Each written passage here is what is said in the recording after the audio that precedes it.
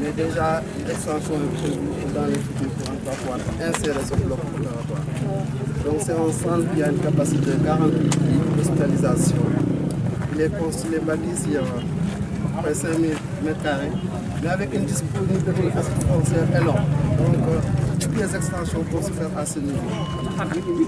Nous avons proposé de construire le centre de santé en monobloc, c'est-à-dire regrouper tous les services médicaux dans un bon bloc. Et cela a un avantage, ça permet de gérer la gestion des flux, en tout cas de pouvoir ne pas... L'habitude, on avait l'habitude de faire des styles pavillonnaires, il faut parcourir du centre. Là, on a préféré faire un monobloc et on a regroupé tous les services médicaux. Le centre sera disposé sur deux. Nous avons toujours au niveau de ce bâtiment principal la polyclinique qui reste tous les services de diagnostic, le laboratoire, l'ophtalmo, l'odonto, également la maternité qui est prévue dans le truc. Nous avons également respecté la politique des urgences. Nous avons prévu dans un centre une unité d'accueil d'urgence avec 4 lits, en tout cas pour pouvoir gérer les urgences. De l'autre côté, sur le décès, on a le bloc hospitalisation. Je disais tout à l'heure que nous avons 48 lits dans ce centre de santé également. L'hospitalisation a également été bien dimensionnée, distincte. Nous avons pour les femmes, pour les hommes, mais également pour la pédiatrie. Dans les centres de santé, il y avait pas beaucoup. Mais là, on a essayé en tout cas de catégoriser les hospitalisations pour pouvoir respecter en tout cas cette tranche. Les services connexes, les bâtiments annexes, vous l'avez au fond, on le verra tout à l'heure. C'est la buanderie, c'est la mort. Je remercie également le ministre impliqué pour la conception, mais également pour le distribution. Voilà, monsieur le directeur de cabinet, j'ai quelques éléments qu'on voulait partager avec vous. Et à finish, voilà. Il y a un aspect que je n'ai pas fait ce soir, discuter avec le maire.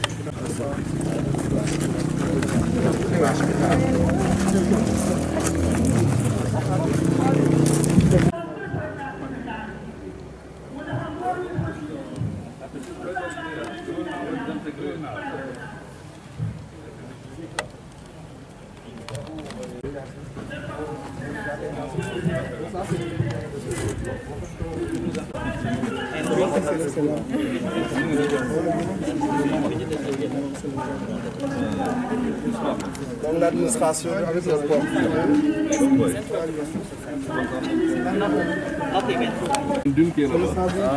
Comprendre le service libéré.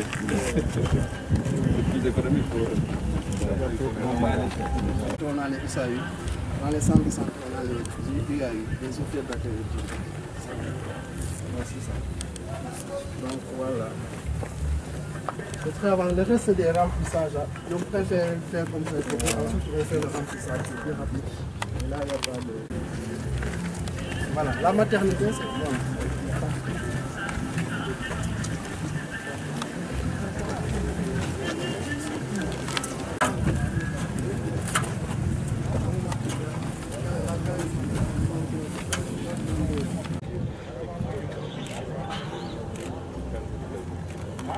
Si on a un financement, on peut intégrer un bloc opératoire par rapport à la maternité.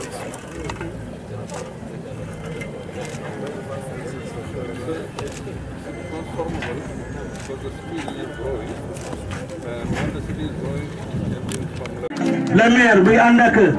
le préfet départemental, la maire tey muy ànd ak le sous-préfet l'arrondissement de Djidor, le directeur de cabinet du ministre.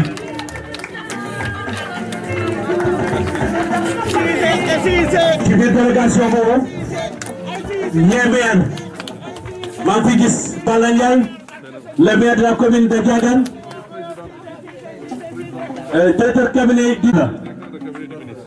médecin chef Fatick bu Kaolack ak le médecin chef centre de santé bu Passy muy monsieur Mbaye Thioye. gan ñi kan moo ko moom le maire de la commune de Passy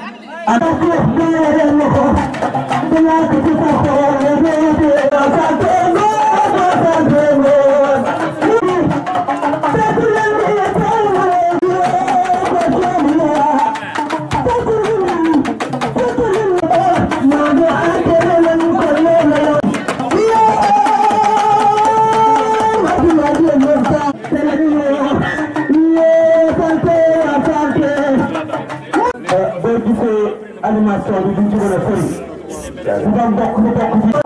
doon liggéey ci social. tali bi ñëwee ba jub HLM dana na fi am.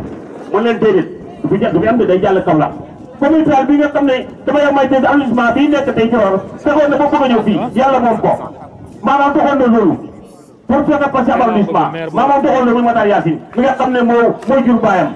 jur yaayam muy dafa yaama Dramé. kon fa tabarakallah mu nekk koo xam ne demee bu social moom itam ndax lii lu mu la koy lay gàll poche na ñu ko sañ ci 1906 lañ ko sañ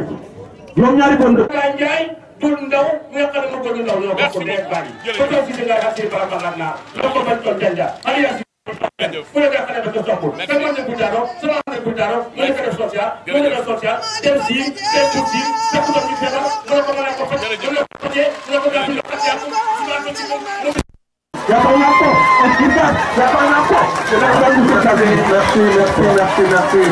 Merci beaucoup. Merci.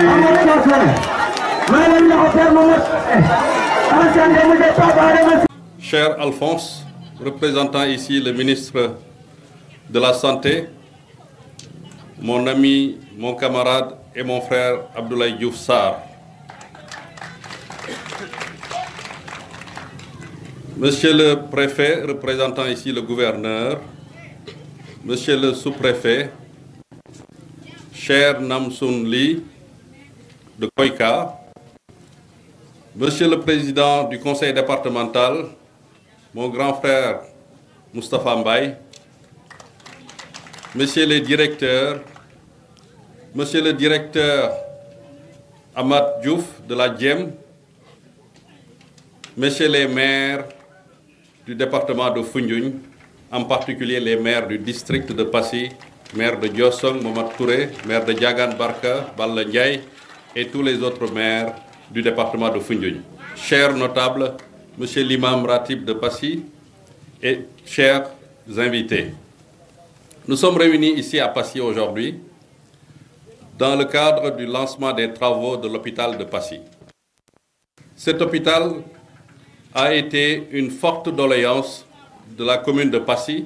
je peux même dire de la communauté rurale de Passy. Parce qu'aujourd'hui, le centre de santé est hébergé par l'ancien dispensaire de Passy. Dispensaire dans lequel je suis né, moi-même, en 1972. Ce même dispensaire a été érigé en poste de santé et ce même dispensaire a été érigé plus tard en centre de santé et maintenant en district sanitaire, mais toujours dans ce même dispensaire. Donc, nous sommes heureux de sortir de ce dispensaire et d'avoir enfin un centre de santé digne de ce nom. Cela n'a été possible qu'avec la vision, la générosité et l'amour que le président de la République, son Excellence Macky Sall, porte pour le département de Foundiougne et porte pour la commune de Passy. Cela n'a été possible que parce que la coopération internationale, la République de Corée, par le biais de son agence de coopération et de développement KOICA, a accepté de financer ce grand projet de 1,4 milliard environ. Ce projet est un long processus. Comme je vous l'ai dit, voilà près de 20 ans que Passy court derrière un hôpital, entre guillemets. Nous appelons tout hôpital ici, parce que hôpital, c'est l'endroit où on se soigne. Nous courons depuis plus de 20 ans derrière cet hôpital. Le maire sortant, Moustapha Ka, paix à son âme, m'avait fait faire la promesse de lui promettre que je ferai tout pour que Passy ait son hôpital. Et nous avons tenu promesse. Aujourd'hui, reposez en paix, tonton Moustapha, Passy aura son hôpital. Nous sommes aujourd'hui au début du projet, mais comprenez que c'est un complexe qui commence et qui ira jusqu'à un hôpital de niveau 1. Parce que tout s'y prête. Nous avons pensé à tout, nous avons pensé au développement de Passy et nous sommes sûrs que les partenaires coréens seront toujours là pour nous accompagner dans les extensions et le développement de ce futur hôpital. La coopération coréenne ne se limite pas seulement à construire des hôpitaux dans le département de Foundiougne. C'est la coopération coréenne qui a également construit le port de Foundiougne qui est à 20 km d'ici. La Corée est un pays qui est très important pour le Sénégal, en ce sens que son modèle de développement est une source d'inspiration pour nous. Madame Nam Soon Lee, nous sommes très heureux aujourd'hui de pouvoir vous dire merci, à l'image de cette pancarte où un seul mot ne suffit pas pour dire notre joie. Koika, merci. Monsieur le ministre, merci. Monsieur le Président de la République, merci. ñu wax tuuti rek ak sunu naataango yi ci olof bu ngeen ñu ko mayee madame Nam Soon Lee waa Passy maa ngi leen di gërëm di leen sant kii doon wax sànq ñu koy wax Momat Socé moo yor histoire u Passy ci biir bopp bi yàllaa ko may xam-xam boobu mais yorul histoire u Passy rek ci biir bopp bi mi ngi yor histoire u Touré yi ñu leen di wax Pësi parce que ñoom ñoo moom Passy mu ngi yor histoire u Dramé yi yor histoire u Cissé yi ci biir bopp bi donc mooy li ñu lay wax rek en Afrique un vieillard est une bibliothèque ambulante Momat dañ lay ñaan li nekk ci bopp bi nga sottil ñu ko ñu enregistré ko bind ko pour mën ko fi bàyyi nit ñi xam ko hôpital bi dañ cee sonn daj ci lu nekk pour mu mën a am liñ njëkk a def mooy dagg terrain te terrain bu yaatu bu toll nii ci biir dëkk bi ci digg dëkk bi du lu yomb kon dañuy remercier population yi ko nangu bu leen neexoon ñu bañ ko yomb jafeel ko ñi ngi remercier également ëpp naa def jaay moom duñ ko def jamais de la vie 2 hectares leen daggoon ñu ne 2 hectares day tuuti ma waxtaan ci ak samay conseillers municipaux ba ñu d'accord nangu ne dañ def 5 hectares yàlla def na 5 hectares yi ñu ngi fi te kenn du ko rëccu ñuy ñaan nag li nga xam ne nii moo ci toppaat bu yegsee ñu dajewaat fii ñëw inauguré ko ci lu rafet yàlla nañ doon ñi koy inauguré ñun ñii ko sanc hôpital bi ministre yi ci jaar liggéey ci il faut ñu remercier ci aussi madame Eva Marie Coll Seck ndax biñ ñëwee bureau mu recevoir ñu ma ànd ak délégation bu jógee Passy ñu ne ko dañ bëgg hôpital mun nañu loolu lu mën a nekk la ñu jàppanteeg moom ànd ak moom jàppante ñëw ba Passy won ko fi ñu bëgg a def hôpital bi mu sawar ci loolu kontaan si may ñu ambulance may ñu également échographie appareil échographie nañu hôpital bi di ngeen ko am ci BCI wala ci coopération waaye di ngeen am hôpital yàlla mi dara tawul indi nag sama xaritu benn bakkan Abdoulaye Diouf Sarr nga xam ne moom ak Biram Faye mii nga xam ne moom la jabaram wàññeeku démb ñoom ñaar ñoo ma dugal biir APR ñoom ñaar ñoo ma tëj ci néeg na ma da ngay ñëw nga politique ma ne leen politique dafa doy waar Abdoulaye Diouf Sarr wax mu cadre yi nanguwuñu politique dañ lay complexé loo les compétents les cadres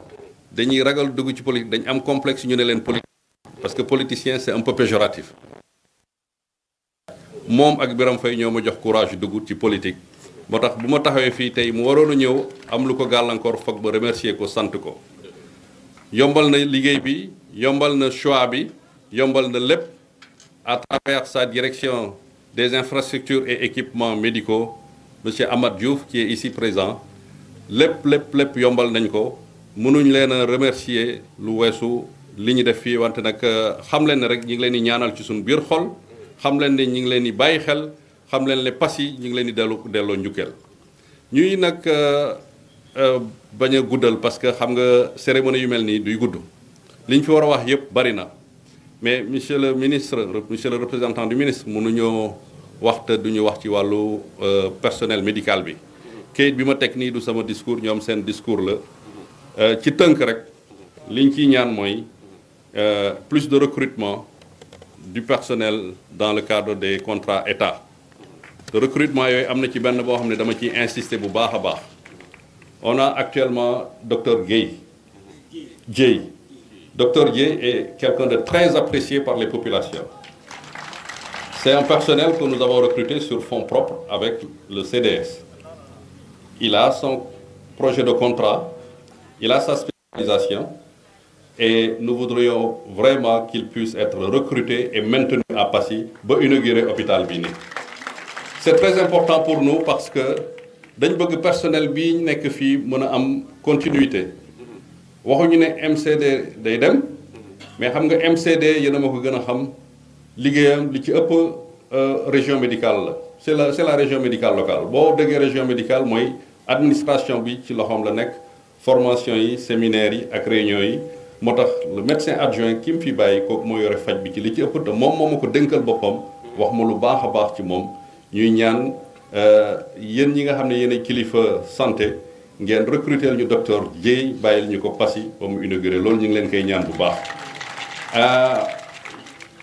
Je reviens en français pour conclure. Madame Namsoun Ly, dans le cadre de nous souhaitons, avant même la fin des travaux, intégrer la composante chirurgicale. Parce qu'aujourd'hui, nous avons besoin d'évacuer les femmes qui ont besoin d'une césarienne vers des centres supérieurs, Sokone, Foundiougne ou Kaolack, alors qu'un bijou comme ça peut aisément évoluer vers un centre de chirurgie, ne serait-ce que pour la partie, pour la partie des femmes enceintes et surtout pour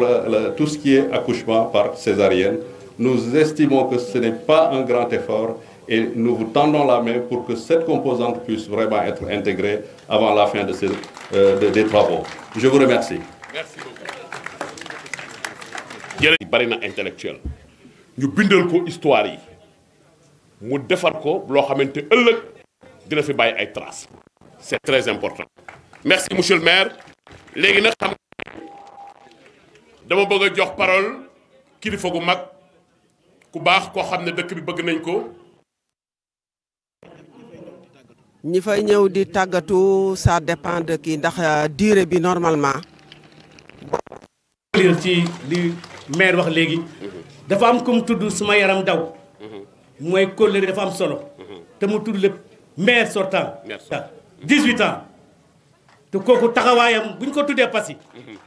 li mu yéenoon Passy rancise d'enfant moo ko njëkk a indi fa di ambulance kon su fi bàyyee jarbaatam mu bàyyee xel bëgg-bëgg ba Moustapha bëggoon ba suñ borom jël ko mu ñëw ci continuité taxawaat ci loolu di ko wax kóllëre googu am na solo trop. te nit loolu mooy reconnaissance. xam nga sax ci biir loolu dafa tuddaale Eva Marie Coll Seck war na ne nag état continuité la mais aussi yooyu ñu doon mébét yëpp xam nga président de la république dafa am vision bu garaaw bu am solo xam ne nit ñi dañ ko war a xam sur le plan sanitaire. xam nga booy seet ci temps yi ñu génn ñaari at yi ñu génn président de la république yokk na ci lalu hôpital yi juróom-ñaari téeméeri lal ak juróom fukk. juróom-ñaari téeméer ak juróom fukk 750 lits dafa defar Sédhiou 150 lits. def Kédougou 150 lits def Kaffrine 150 lits def Touba 300 lits xam nga dafa ne aussi fii tey dina am 40 waa Agnam am nañ 70 te Agnam kii defar fii moo defar Agnam muy waa Kélimal yi ma bëggoon ngeen tàccu leen ñuy doomu réew mi. parce que président dafa ne yenn projet yi bu ñëwee fii nañu woo doomu réew mi ak seen xam-xam seen capacité ñu tabax ko embauché ci xale yi ci dëkk bi les ouvriers sont là ñu ngi nii ay mbeng lañ sant gi juufa gi ñu fay noonu lañ sant donc xam nga yooyu dafa am solo. remercier ma Momat Cissé le PDG de Ecotra. ah tu as vu voilà c'est important Momat Cissé le PDG de Ecotra. xale Passy rek lay jël. voilà tu as vu xale Passy rek lay xoolal ñoo ñëw liggéey bi ay sénégalais su paree nag ba ñu peinture ko ba mu taxaw ba ñëpp commencé faju bu Modou mën a rombé ne ah sa waaye suñu kër gi nii de su sous-préfet rombé daal ne xale yaa ngi nii de donc yooyu moom moo am solo nañu jàppale waa réew mi nañu taxaw ci loolu nag mooy kii taxaw laajte naa ko moom xamuma de mais man laajte naa ko Moustapha kon kàddu gaago waaw kii taxaw tey yaakaar naa ne fii bi taxaw ci wàllu santé du ci am gàcce ndax nettali ci làmmiñu borom ci li ma fekkee man ci centre de santé yi nekk ci département de Foundiougne monsieur le préfet li may wax ni woone ko ci ay yoon ci loo xam ne ndimbal rek ci hôpital ndax temps bi moo gàtt naaj bi tàng waaye mun naa koy def moom du def bilan man ma defal ko bilan moom ci taxaw ci wàllu santé su demee ci leen mun naa ko def bilan kon Moustapha May le président conseil départemental vous avez la parole. wasalaatu wasalaamu ala asrafil mursalin seydina wa nabiyina wa mawlana muhammad rasulullahi sallallahu alayhi wa sallam. bokki département Foundiougne bokki Passy ñu ngi leen di nuyu di jiital ci nuyoo bi monsieur le maire mi ñu fi dalal waaye di nuyu directeur cabinet ministère de la santé di ko jox suñu nuyoo mu jottali ñu ko suñu xarit suñu wóllëre mooy ministre de la santé Abdoulaye Diouf Sarr di ko wax ne ko mu jottali ñu suñu nuyoo ak suñu mbégte ci président de la république waaye tamit di nuyu directeur Amath Diouf mi nga xam ne moo yor liggéey bi di nuyu tamit entrepreneur bi nga xam ne Cissé la ñëw di liggéeyal maire si Cissé ñuy def seen complot Cissé monsieur Fafa Cissé ñu ngi lay nuyu di la yóbbante suñu nuyoo ci DC waaye di nuyu monsieur le préfet Ali Ba di nuyu sous-préfet di ko jox suñu nuyoo mu jottali ñu ko mboolem population arrondissement Djilor di nuyu tamit imam Touré di suma maam di imam ratif bi waaye di nuyu monsieur le maire di Diossong ak monsieur le maire di Diagane Barka ak conseil municipal yi fi nekk yépp waaye tamit di nuyu suñu soxna yu baax yi toog te Anci Cissé nekk ci bopp bi ak Adama Ndiaye di nuyu ndaw yi nga xam ne aussi ñu ngi fi teew yépp di wax DC ñu ngi lay jox suñu yóbbante mu jëm ci ministère de la santé mu joxal ñu ko président de la république ne ko lii mu def tey lu ñu xiifoon la lu ñu maroon la lu ñu yàkkamtoon la waaye nag na ko wax ne du lii la commencé passé moom moo ñëwoon teg fii poste premier pierre bu tali bi jógee Kër Waal Njaay dem ba Kaarang masha Allah ñëw na liggéey nañ ko dalsi na fi vraiment mu nekk lu rafet tey tamit mu defal ñu hôpital bii ñu am yaakaar ne commencé nañ ko ci bisimilahi rahmaani rahim te dañ ko inauguré ci alhamdulilahi rabbil alamin di nuyu suñu bokk coréen yi suñu partenaires yu baax yooyu parce que Pape Adama Cissé wax na ko léegi nee na defaral nañ ñu pont Foundiougne tey ñoo ñëw di financer fii hôpital mais am na leneen lu ñu def forage yi nekk ci département Foundiougne li ci ëpp coréens yi ñoo ko def kon vraiment coréens yi suñu collaboration suñu coopération ak ñoom département Foundiougne ñoom gis nañ ci seen bopp kon ñu ngi leen di sant bu baax di leen gërëm di yóbbante DC ne ko lii mu ñu defal soxla nañ ko arrondissement Toubacouta parce que 5 communes nga fa te amul benn hôpital bu nga xamante ne tey mun nañ fa fajoo kon ñu ngi koy ñaan suñu paree fii na dem ci arrondissement Toubacouta defal ñu fa lu mel ni lii mu ñu defal fii loolu tamit soxla nañ ko ci arrondissement Niodior c'est vrai que may nañ ñu fa hôpital mais jusqu'à présent kenn liggéeyagul hôpital ba kon loolu ñu ngi la koy yóbbante pour que boo demee nga waxal ñu ko ministre ne ko département Foundiougne ñu ngi continuer di am yaakaar ci moom di ko wax ne ñu ngi koy ñaan mu may ñu ambulance pour Diagane Barka bi mu fi mujjee Sokone la ñëw may ñu ambulance pour Saloum Diané ñu ngi ko ci sant bu baax ambulance baa nga fa vraiment di def liggéeyam comme ni mu waree waaye commune u Diagane Barka aussi dañoo soxla ambulance ñu ngi koy ñaan ci taxawaayam mu jàpp lañu xam nañ nag moom fi mu teg président de la république xam nañ parce que liggéey nañoo ak moom ministère yu bari ci Sénégal Abdoulaye Diouf Sarr jaar na fa te fu mu fa jaar rek dana fa bàyyi résultat parce que nekkoon na ministère collectivité locale ànd nañoo ak moom xam nañ ne boo ko gisee muy dox ci li président de la république président Macky Sall bëgg ci lay xëy ci lay gont te président Macky Sall fii la dëkk ci département Foundiougne loolu wóor na ñëpp te lépp lu mën defal nañu ko kon nag monsieur le DC ñu ngi lay yóbbante ci suñu cant ci Abdoulaye Diouf Sarr ne ko am na fu mu commencé mais amul fu mu yem xam nañ bët yi ñuy xool te ñu ngi koy rafetlu ñuy sant maire taxaw na ko ba lii am ba jël 5 hectares joxe ko tey pour ñu def ko hôpital en tout cas maire man maay président conseil département Foundiougne mais Passy laa dëkk sa liggéey bi rafet na wax dëgg yàlla ñu ngi lay sant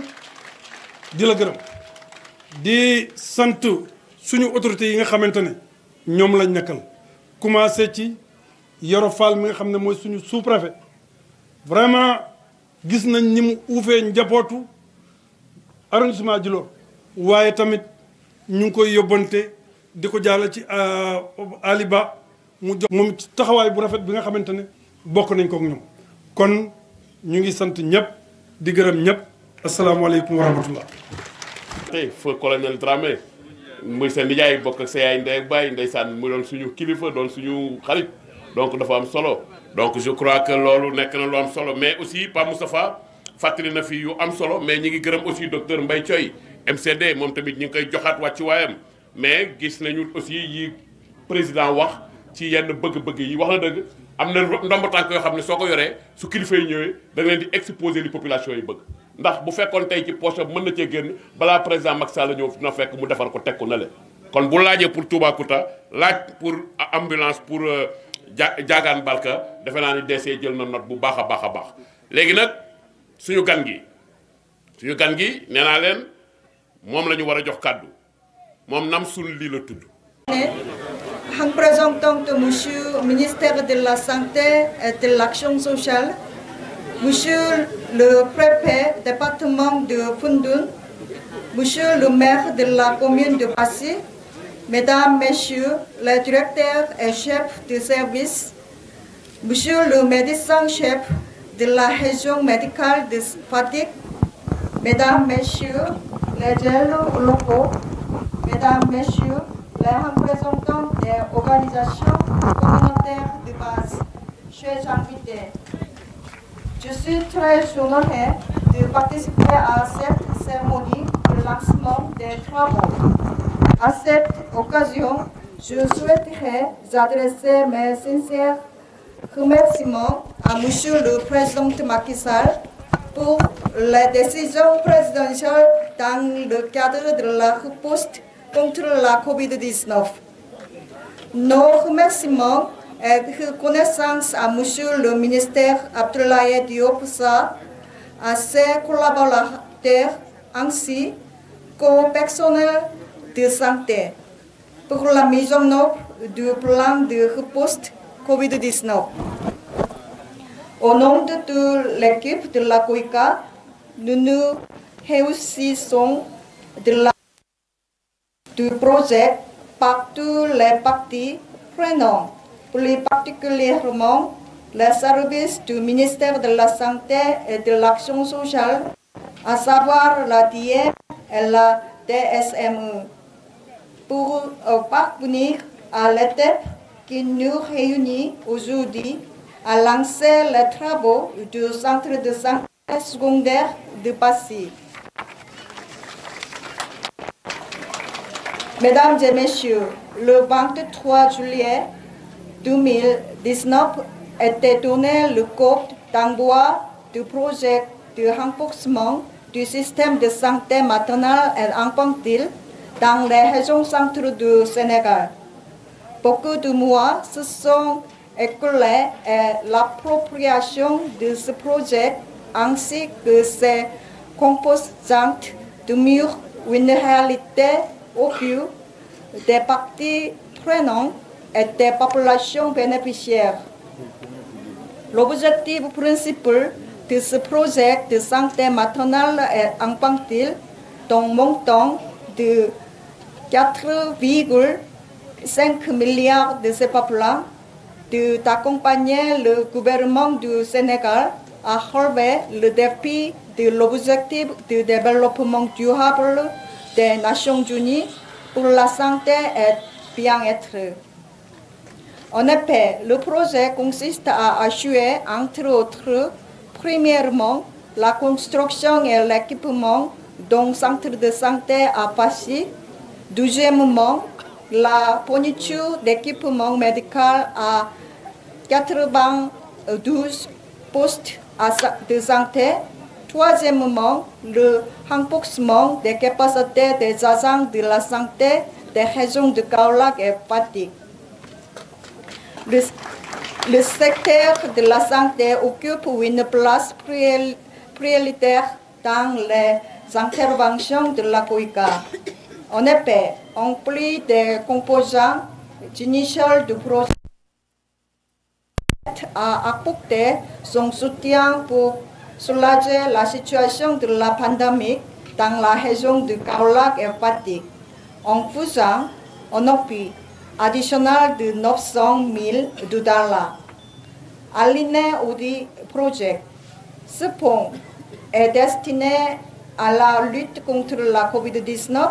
et consistera à fournir des équipements aux 5 centres de santé et aux 2 hôpitaux régionaux de Kaolack et Fatick. Mesdames et messieurs, la COICA ne compte pas s'arrêter en si bon chemin de son partenariat avec le gouvernement. En 2022 prochain, nous comptons lancer le projet de renforcement des capacités des laboratoires publics au Sénégal. Dans l'esprit de la COICA, avec l'implication du ministère de la Santé et de l'Action sociale et des partenaires, nous ne comptons laisser personne dernier pour qu'ensemble nous puissions vivre en bonne santé et dans un environnement sain. Nous sommes rassurés que ce travail, une fois achevé, mettront à la disposition des populations de Passy et des zones environnantes un ouvrage moderne et structurant, offrant des services de santé de qualité. Je soumettrai mon discours en magnifiant très vivement le dynamisme de la coopération entre nos deux pays. Ce projet démontre une nouvelle fois la volonté de la Corée de contribuer à l'amélioration des conditions de vie au Sénégal et accompagner le pays dans sa marche vers l'émergence. Je vous remercie de votre aimable attention. Jërëjëf. di rafetlu ak di gërëm ministre de la santé Abdoulaye Diouf Sarr ak ñi nga xam ni ñoom la àndal di liggéey ak mboolem personnel médical ci taxawu gi nga xam ne def nañ ko ci mettre en œuvre plan de riposte Covid-19. mu ngi xamal ni ci turam ak ci turu KOICA mu ngi rafetlu bu baax a baax ci doxalin bi nga xam ni ministère de la santé amal na ko ci projet bi moom ak i direction ki service am lu ci mel ni DM ak DSME pour que tey ñu mën a agsi ci étape bi ñu toll. muy fàttali ni le 23 juillet 2019 ci la ñu joxe woon coup d'envoi maanaam tàmbali bi nga xam ni mooy projet bi tudd projet de renforcement du système de santé maternelle et infantile dans les régions centre du Sénégal. depuis boobu ay weer yu bari dox na ci waaye li mu nemmeeku moo di population bi ak ñi nga xam ne ñoo sekk projet bi mooy jëm ci wàllu ministère ak service am jël nañ projet bi def ko seen yëfu bopp bu baax a baax muy fàttali ni objectifu principal projet bi moo di fexe saytu lu jëm ci wàllu wér-gu-yaram yaay ak doom KOICA fas yéene ci def lu tolloog 4 milliards ak genn wàll ngir gunge gouvernement wu Sénégal pour li nga xam ne moom lay yóotu ci objectif de développement durable bi nga xam ne day jëm ci wér-gu-yaram ak dunduwaay bu sell mu fas yéene ci taxaw gouvernement bi muy fàttali ni projet bi composante yii la am bu weesoo construction centre de santé bi ñu tàmbali ak équipé ko bis bu paree dinañ ci toftal li nga xam ne moo di joxe équipement ci 92 postes de santé ci diggante Kaolack ak Fatick ñu jógee fa former li nga xam ne ñoo di liggéey ci kër docteur yi ci wàllu ci Kaolack ak ci Fatick muy xamal ni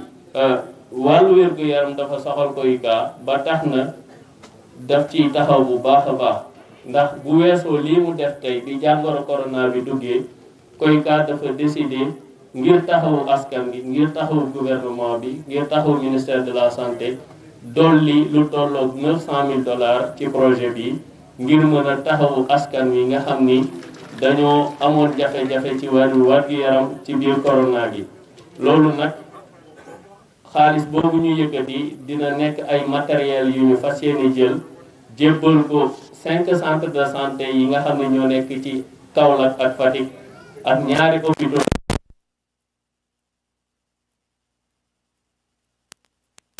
yi mu yëkkati fas yéene wu ci taxaw 2022 bii ñuy dugg incha allah KOICA fas yéene na lancé li nga xam ne moo di beneen projet mu jëm ci wàllu gën a suuxat gën a dolli kàttan suñu ay laboratoire te projet boobu Kaolack ak Fatick ci lañ bokk nee na xelam dal na bu baax a baax bu ñu gisee ni liggéey bi tàmbalee te yaakaar na ni fekk jamono yu néew bu liggéey yi sottee goxu Passy ak li ko wër yëpp dinañ am benn hôpital benn centre de santé boo xamante ni lu waay di yittewoo ci wàllu wér-gu-yaram boo ñëwee di ko fi fekk nee na mu ngi jeexal discours am di rafetlu liggéey ak relation bi nga xam ni KOICA gouvernement Corée ak République du Sénégal sekk nañ ko ci lu mel nii donc muy feeñal ni li nga xam ne moom la KOICA ak gouvernement du Sénégal day feeñal ni gouvernement du Corée taxaw na terme ngir jàppale li nga xam ne moo di République Sénégal ngir mu tegu ci yoonu émergence moo ngi leen di jërëm di leen sant.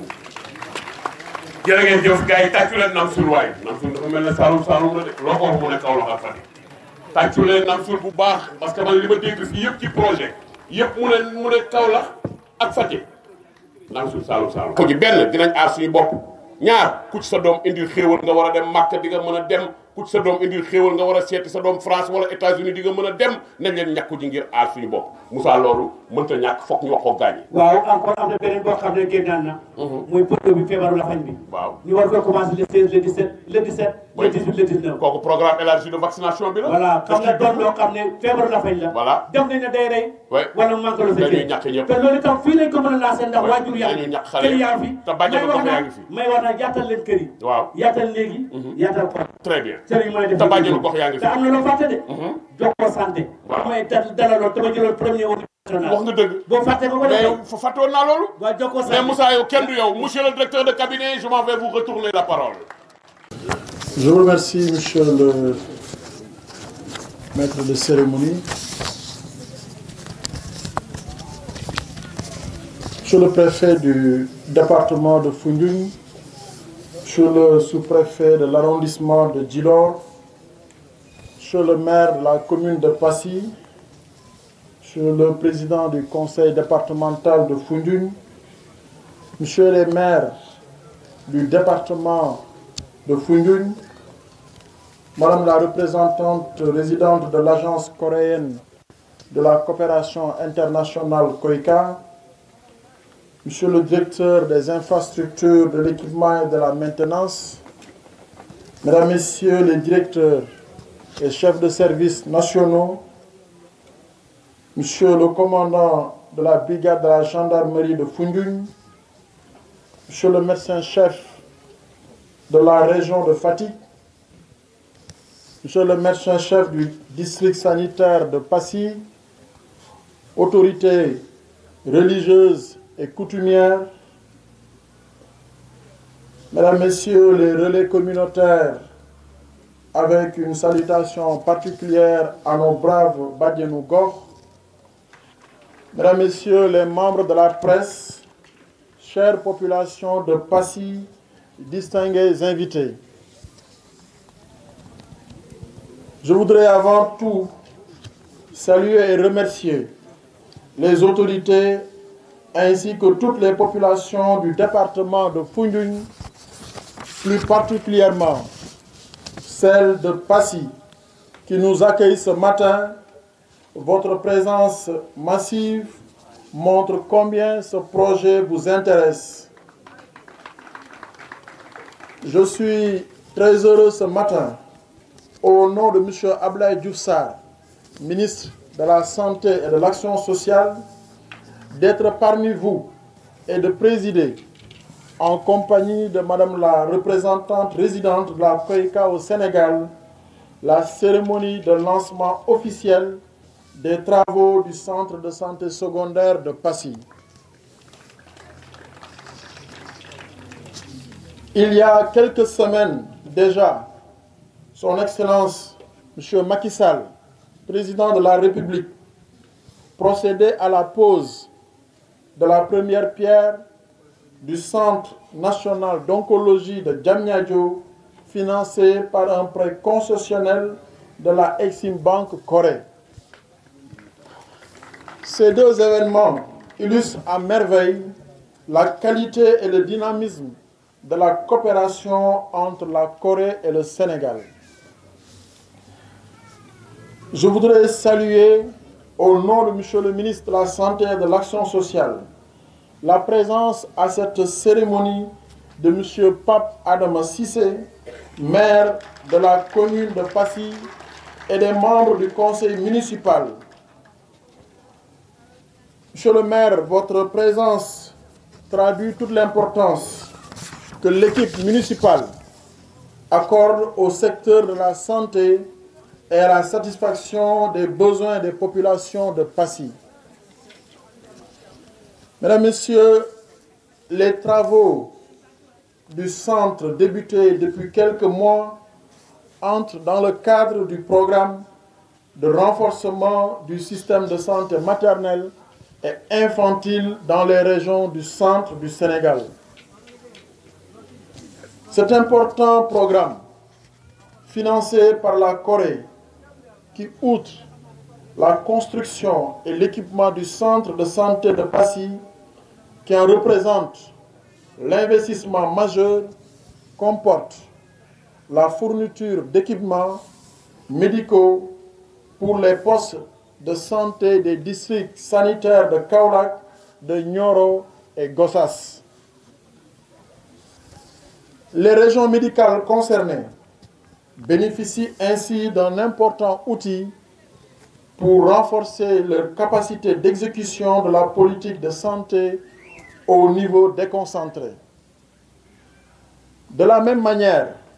les collectivités territoriales touchées reçoivent des ouvrages de qualité par lesquels elles pourront mieux satisfaire les préoccupations de leur population. À travers ces investissements, le gouvernement du Sénégal réaffirme son ambition d'assurer partout sur le territoire national un accès aux services essentiels de base et plus particulièrement aux soins de santé, conformément aux orientations de son Excellence M. Macky Sall, président de la République. C'est pourquoi je reste persuadé que cette réalisation attendue de tous améliorera de manière significative la qualité des soins dans la localité de Passy et de ses environs. Mesdames, Messieurs, le centre de santé qui sera construit et équipé ici à Passy occupera, on l'a déjà dit, une surface bâtie de 5232 mètres carrés pour un montant estimé à 1,457 milliard de francs CFA. La durée des travaux est prévue pour 16 mois. Le centre comprendra une maternité dédiée aux consultations et aux accouchements, une polyclinique abritant entre autres l'ophtalmologie, l'odontologie et les consultations, l'imagerie médicale, le laboratoire, des hospitalisations dédiées à la pédiatrie et à la néonatologie, à la médecine générale, à la maternité. Il est donc clair que sa mise en service à l'issue du délai de réalisation permettra d'améliorer considérablement la prise en charge de la santé des populations. Mesdames, Messieurs, je voudrais renouveler les félicitations et les encouragements de M. le ministre de la Santé et de l'Action sociale à tout le personnel de santé et d'action sociale pour son engagement dans la prévention et la prise en charge des maladies, mais aussi et surtout pour tous les efforts déployés durant cette crise sanitaire liée à la pandémie de la COVID-19. Pour clore, je voudrais exhorter tous les acteurs engagés dans la réalisation de cette infrastructure à tout mettre en œuvre pour le respect des délais. La qualité de l'infrastructure est aussi fondamentale, car nous devons offrir à la population de Passy et les localités voisines un centre de santé qui fera notre fierté à nous tous. Je voudrais enfin vous donner rendez-vous au nom de M. Abdoulaye Diouf Sarr, ministre de la Santé et de l'Action sociale, dans les mois à venir pour l'inauguration du centre de santé secondaire de Passy. Vive la coopération entre le Sénégal et la République de Corée. Je vous remercie de votre aimable attention. ko bëggee woon defe nañ ko noonu ak sous-préfet ñu wax rek ñaaxaat ñëpp ouvrier yi dellu ci liggéey. tënk li ma wax ci nasaraan ci kàddu yu néew ci wolof ginnaaw bi ma nuyoo monsieur le préfet nuyu itam monsieur le sous-préfet nuyu monsieur le maire de la commune de Passy, le président du conseil départemental ma nuyuwaale itam maire du département yi fi teew yépp maa ngi am mbégte ak délégation bi ma gunge ñu ñëw teewal fii Abdoulaye Diouf Sarr di ministre de la santé et de l'action sociale mu bëggoon lool ci ndorteel ga ñëw teewee ndaje gu mel nii ndax maire wax na ko sànq seen diggante umpul kenn ma bëggoon monsieur le maire transmettre le salutation ak remerciement de ton frère monsieur le ministre de la santé et de l'action sociale mais xam nga li ko téye ndax jamono yi tamit danoo am lu xaw a metti lu nu dal ci sunu benn xarit li nu fi tax a teew mooy marqué ndorteelu liggéey bi nu fi sumb déjà ak coopération japonais coréenne dañ fiy tabax centre de santé boo xamante ne dina nekk ci gën a mucc ay ci Sénégal ma yokk ci ni liggéey bi ñu fiy def dañu ko tàmbale ci réew mi te mu yàgg itam ndax jamono ji weesu war ngeen dégg ni inauguré nañu hôpital yoo xamante ne benn bu nekk Kaffrine benn bu nekk Agnam ñu dem itam Kédougou dem Touba mu desee ñu Sédhiou te li ñu fiy def dafa bokk ci loolu président de la République tëral muy fépp pour doomu réew mi nekk ñu mën fa andi këru docteur boo xamante ne dina mën a paj nit yi fa dëkk ci gox gi. li itam ñu def fii li ko gën a tax a jóg mooy dooleel fajum wér-gu-yaramu jigéen yi xale yi ak mag yi ndax dégg ngeen ni danañu fi am pàcc boo xamante ne ci gunge jigéen yi la ñu def jéego yu bari ci li jëm ci wér-gu-yaramu jigéen yi waaye jàpp nañu ni bu ñu ci defee jéego yu bari ci sensibilisation ak promotion yu bari andi kër docteur tamit boo xamante ne bu femme yi amee ay jafe-jafe ci seen wér-gu-yaram dana leen mën a gunge looloo tax projet bi ak suñu mbokku Koyka ñu ñëw tabax ko fii. li nga xamante ne bëgg naa ko ci yokk itam mooy que liggéey bi natt nañu ko bu ñu ci yàlla yóbbee ak jàmm war naa mën a toll ci 10 ak juróom benn weer daanaka tàmbali na ba pare ñuy ñaan yàlla liggéey bi sotti ak jàmm ba ñun ñëpp ñu ñëwaat fii ñu daal di inauguré kër docteur bi nga xamante ne daf nañ ko fi Passy dégg nañu itam soxla gox gi ndax liñ fiy def wax naa ko sànq ci nasaraan def nañ ko naam ngir Passy waaye def nañ ko pour tund gi yëpp nga xamante ni dañu jógee fu nekk di ñëw faj si Passy monsieur le maire wax na sànq dañuy jógee fii di dem feneen waaye gëm nañu bu ñu paree ba li tàmbale nit yi ñooy jógee feneen di ñëw ci Passy lii wane itam vision bu chef de l'État am ci gox yi nekk ci Sénégal yëpp ñu def ko fii Passy ñu nar ko wëyal ci yeneen gox yi itam ñuy ñaan ñi yor liggéey bi naam bu ñu gisee fi ñu toll te lii rek 4 weer la ñu xam ne am nañu pas-pas am nañu yiite def liggéey bi ci nu mu gën a gaawee waaye ñu leen di gën a ñaax nga xamante ne suñu benn directeur Amath Diouf moo koy jiite ñu gën leen ñaax ñu gën a ñoŋal liggéey bi ba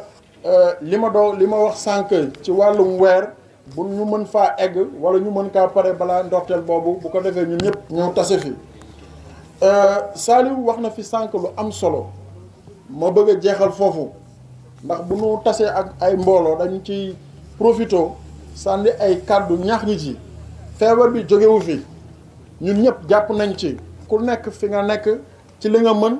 ak ci la nga xalaat def nga ci sa liggéey ba yàlla sutural nañu feebar baa ngi néew doole ci réew bi waaye waruñoo bàyyeeku bu nu yokkee di wax nit yi nañu takk masque yi mënuñoo fàtte ni pour ñu mën cee gaaw a génn il faut que ñu dem ñàkku ji ñàkk yi dafa am solo bu nu ku amul corona am nga mbokk bu ko am wala xam nga kër goo xamante ne andi na fa nakar muy tiis muy leneen léegi gouvernement du Sénégal président de la République joxe ay instruction ñu jënd vaccin moom suñuy partenaires yi ñu may ay vaccin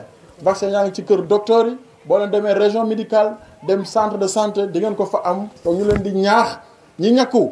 ngeen gën a takk seen masque boo leen xamee ku ñàkkul itam ngeen gën ko ñaax mu dem ñàkku bu ko defee bu ñu ñëpp ñu ñàkkoo bu ñu amee li ñu soxla ci ñàkku yàlla dinañu sutural wasalaam kàddu yooyu laa ci bëggoon ne ma leen di gërëm di leen di sant merci beaucoup merci.